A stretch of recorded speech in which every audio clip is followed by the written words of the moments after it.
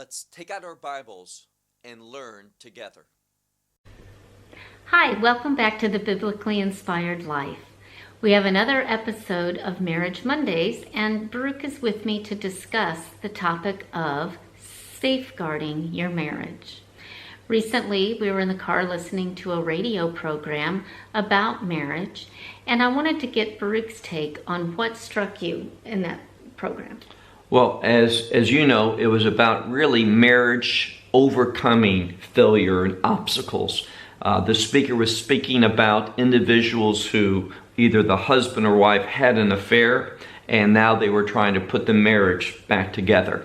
So it was about steps putting the marriage back together.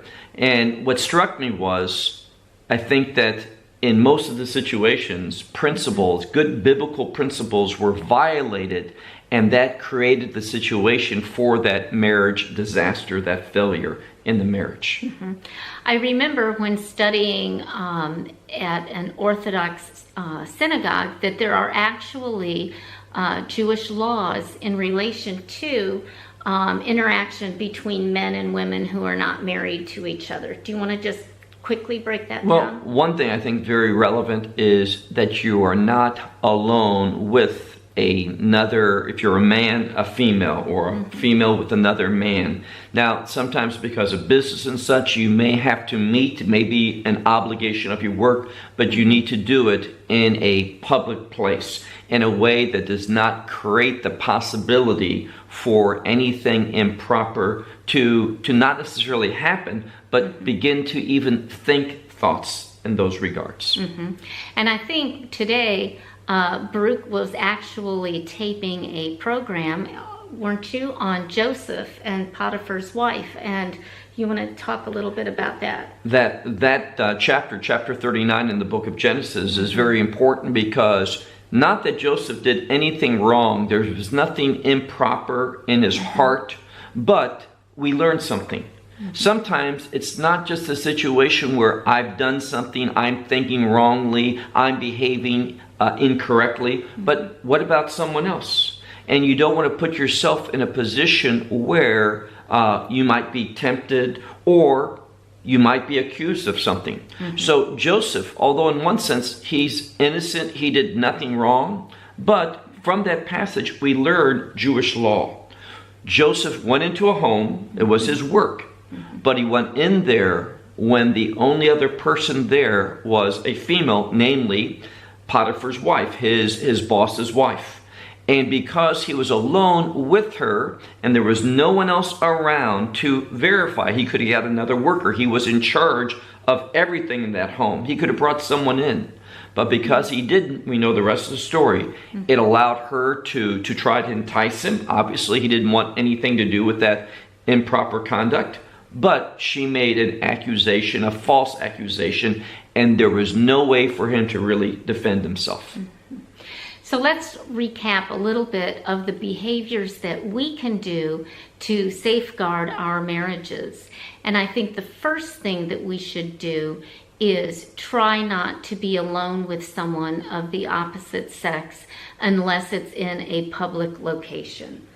And I think that most of the time that can be arranged. There's conference rooms, there's public lobbies, places that people can meet, and there usually isn't a problem arranging that.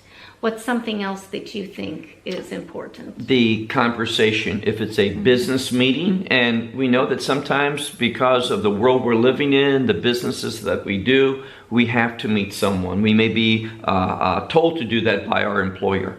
But make sure that when we're having a business meeting, it doesn't go into personal information or become simply a social time. Mm-hmm.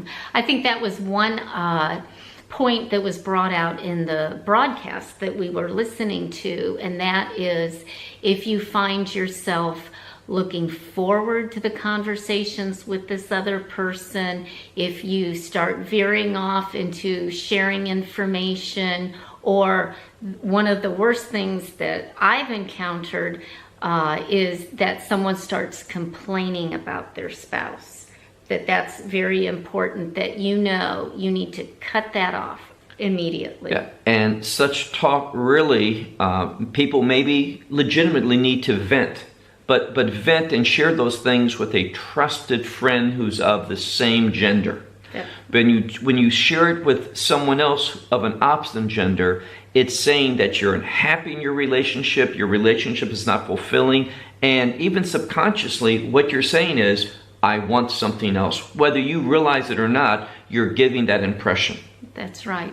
So I would like to suggest that today you pray about your relationship with your spouse, and also how you're interacting with people that you work with your neighbors, with various friends, and evaluate if you are in fact carrying on these relationships in a godly way. In that regard, we have a mutual friend, and he travels on business. In fact, most of his business is traveling. Mm-hmm. And he does so with a team of both male and females. And he has made a policy, because the team switches, and he's made a policy that he does not go out to dinner with a mixed group, doesn't go and do social things. Sometimes to save money, the company requires them to spend a weekend in a place, and they don't have work to do. But to save money, and maybe because of a flight going somewhere else, they'll spend a night or two, and they get to do social things. He purposely does not do that. And the reason why, simple, he's safeguarding his marriage. He doesn't want to put himself in a situation where he might be tempted, that he might get to know someone. And a lot of people think, well, there must be something wrong with him. Well, the scripture says when you think you stand, what happens? You'll fall. So don't put yourself into situations where things can be created. You may think, I don't want to create those things. My mind is as far away as can be from that. But be aware, Satan will hone in on those things. So safeguard, put up those barriers, those obstacles that keep any type of improper thoughts, behavior from happening. Mm-hmm. And just a final thought, and that is, you should not be concerned about what other people might think of you, how it might look, that you might seem unfriendly. Your responsibility is to the Lord and to your relationship with your spouse, and that's your number one priority. So until next time, have a great day.